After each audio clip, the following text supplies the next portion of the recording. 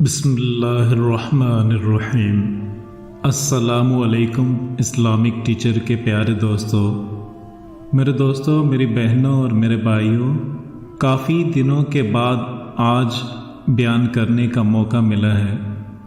اپنی کچھ مصروفیات کی وجہ سے میں بہت زیادہ مصروف تھا، جس وجہ سے میں کافی دنوں کے بعد اب دوبارہ آپ کی خدمت میں حاضر ہوا ہوں۔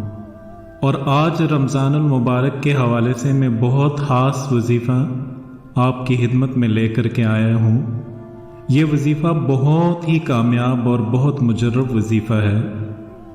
یہ وظیفہ سورہ انفطار کے متعلق ہے۔ یہ سورہ انفطار کے متعلق ایک ایسا عمل ہے کہ آپ اس کو رمضان المبارک کے اور دنوں میں بھی کر سکتے ہیں، لیکن رمضان المبارک میں اب خاص کر کے آخری عشر میں اس کو کریں تو یہ بہت مجرب اور کارآمد ہے۔ اس کے فائدے کیا ہوں گے؟ سب سے بڑا اس کا فائدہ یہ ہوگا کہ رزق کے متعلق کسی بھی قسم کے لحاظ سے، کسی بھی قسم کے معاملے کی وجہ سے، رزق کی وجہ سے اگر آپ پریشان ہیں، اگر کوئی تنگی ہے، تو اللہ رب العزت اپنی رحمت سے آپ کی رزق کی تنگی کو دور فرما دیں گے۔ تنگی کی مختلف وجوہات ہوتی ہیں، جیسی بھی کوئی وجہ ہے، انشاءاللہ اس کی اتنی بڑی برکت ہے، یہ وظیفہ کرنے کی دیر ہوگی اور آپ کو خوشحالی کے اثرات نظر آ جائیں گے۔ تنگی دور ہوتی ہوئی آپ کو خود نظر آ جائے گی اللہ کی جانب سے خیر کثیر، رحمت اور برکت آپ کو نظر آ جائے گی۔ اس وظیفہ کو آپ دو طریقے سے پڑھ سکتے ہیں۔ ایک تو سب سے بڑا فائدہ میں نے آپ کو بتایا کہ رزق کی ہر طرح کی تنگی اس کی برکت سے دور ہو جائے گی۔ دوسرا یہ ہے کہ آپ کی کوئی بھی حاجت، کوئی بھی ضرورت ہے، اس کا دل کے اندر اگر آپ تصور رکھ کے پڑھیں گے تو انشاءاللہ آپ کی ہر حاجت بھی پوری ہو جائے گی۔ اب اس کے جو دو طریقے میں آپ کو بتا رہا ہوں، یہ بہت توجہ سے سن لیں اور اس کو اچھی طرح سے آپ سمجھ لیں تاکہ پڑھنے میں آپ سے کسی قسم کی کوئی غلطی نہ ہو۔ پہلا طریقہ یہ ہے کہ گھر میں سے اگر کوئی ایک آدمی پڑھتا ہے، وہ مرد ہے یا عورت، دونوں پڑھ سکتے ہیں، چھوٹا بچہ نہ پڑھے، عاقل بالغ کوئی بھی پڑھ لے۔ سورہ انفطار 70 مرتبہ آپ نے پڑھنی ہے اور یہ 70 کی تعداد آپ نے 3 دن کے اندر پوری کرنی ہے۔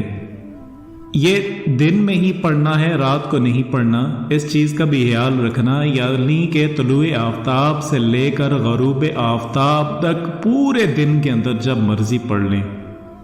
اگر پڑھنے کی تعداد کم یا زیادہ ہو تو اس میں بھی کوئی حرج نہیں، لیکن 3 دن میں 70 کی تعداد آپ نے پوری کرنی ہے۔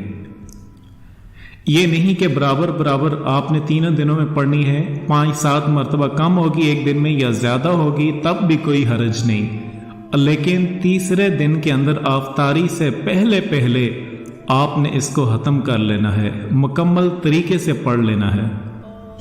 اتنا پہلے پڑھ لیں کہ افطاری کے وقت آپ تسلی کے ساتھ اور سکون کے ساتھ اللہ کی بارگاہ میں اپنی حاجت، اپنی ضرورت، اپنی جو بھی آپ کی خواہش ہے، جو بھی معاملہ ہے، اللہ کے سامنے پیش کر کے خصوصی طور پر دعا مانگ سکیں۔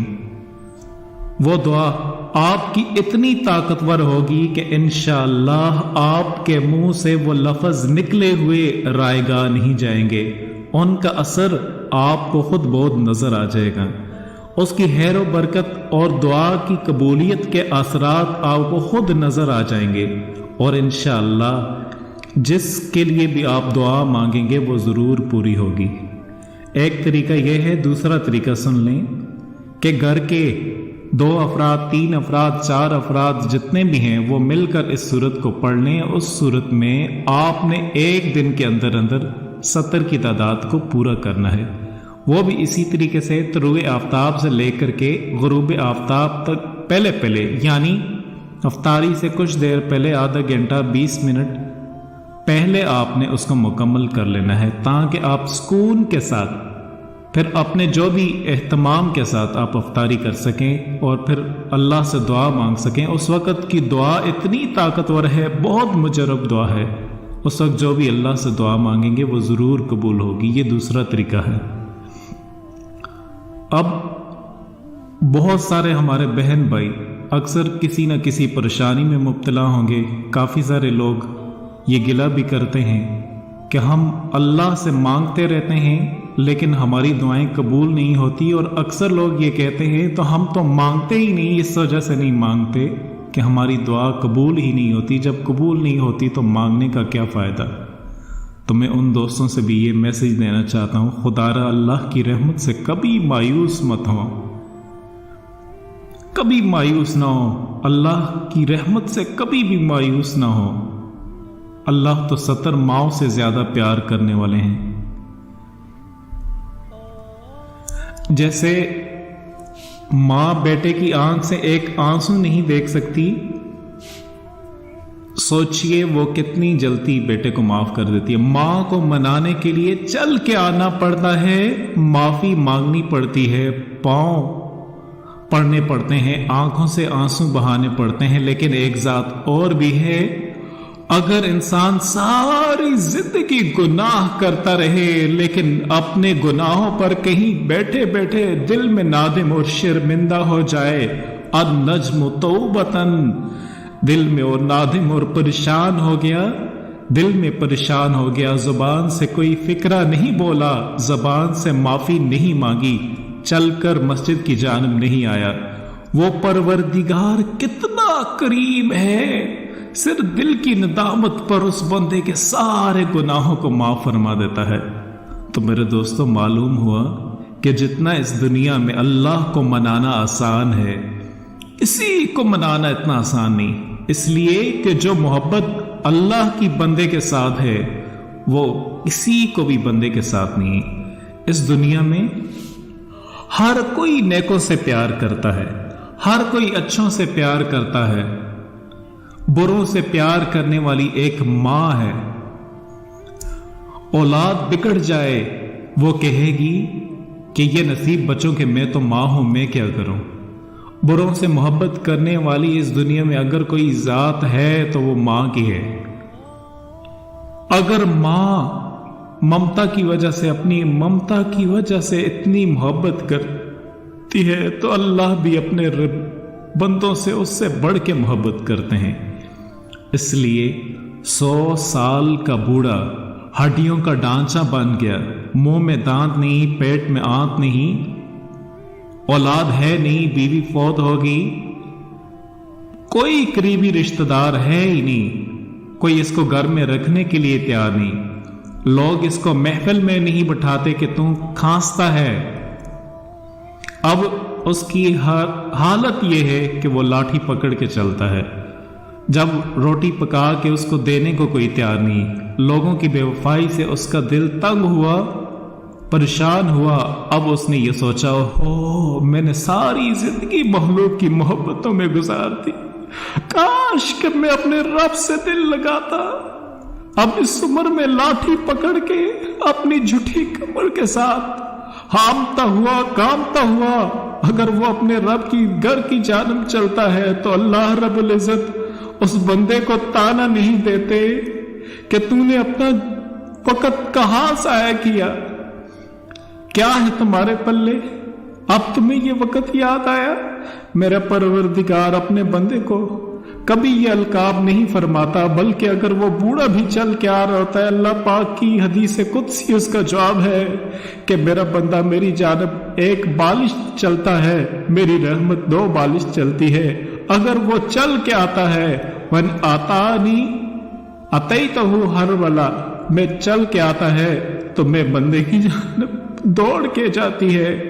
تو جب پروردگار اپنے 100 سالہ بوڑھے کو بھی تانا نہیں دیتے، بلکہ اور بات سن لیجئے کہ اگر یہ 100 سال کا بوڑھا شرابی تھا، زانی تھا، اس نے آ کے توبہ کر لی، اللہ پاک گناہوں کو معاف فرما دیتے ہیں. اور پھر ایک اور بات، شریعت کا مسئلہ سن لیجئے، اگر کسی نے سچی توبہ کر لی، شریعت کہتی ہے اب اس کو پچھلی زندگی کے گناہ پر کوئی تانا نہیں دے سکتا، अगर कोई बंदा गुजरी हुई जिंदगी को किसी के गुनाहों को तौबा के बाद ताना देगा तो अल्लाह पाक इस शख्स को कभी भी माफ नहीं करेंगे।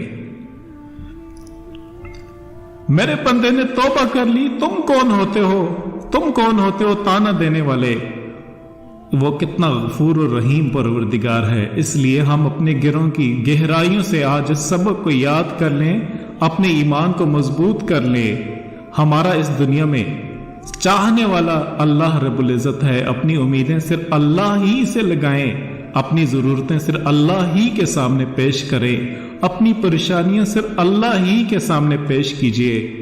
हर एक बंदे के सामने अपने दिल के हालात को मत खोलें, ये ज़ैब ही नहीं देता। हर बंदे को बीमारी नहीं बताई जाती, सिर्फ डॉक्टरों को बताई जाती है। इसी तरह हालात हर बंदे को नहीं बताए जाते। अल्लाह के सामने अपने हालात पेश करें, अपने गुनाहों को मत देखें। इसी वजह से ये जो आपको बताया है 21, 22, 23 रमज़ान को आपको ये वजीफा करें और अल्लाह से मांगें। इंशाअल्लाह फिर देखें अल्लाह पाक आपकी कैसी दुआओं को पूरा फरमाते हैं।